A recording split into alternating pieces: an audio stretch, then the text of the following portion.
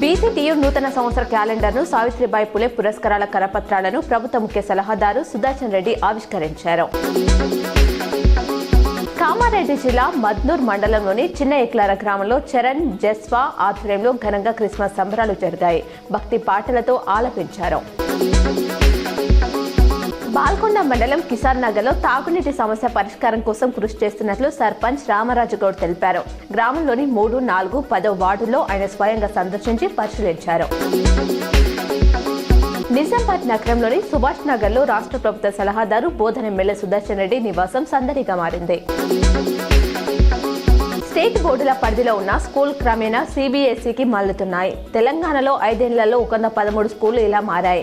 అటు ఏపీలోనూ అదే పరిస్థితి. గతంలో ప్రభుత్వమే 1000 స్కూళ్లలో CBSEని ప్రవేశపెట్టింది. NC, ERT సిలబస్ బోధన వల్ల JEE, నీట్ సహా పోటీ పరీక్షలకు మేడన్న భావనతో పేరెంట్స్ ఈ స్కూల్స్ వైపు మొగ్గుతున్నారు. దీంతో యాజమాన్యాలు అటే మారుతున్నాయి. దేశంలో CBSE స్కూలు 31,879 ఉండగా ఏపీలో 1,495, తెలంగాణలో 690 ఉన్నాయి.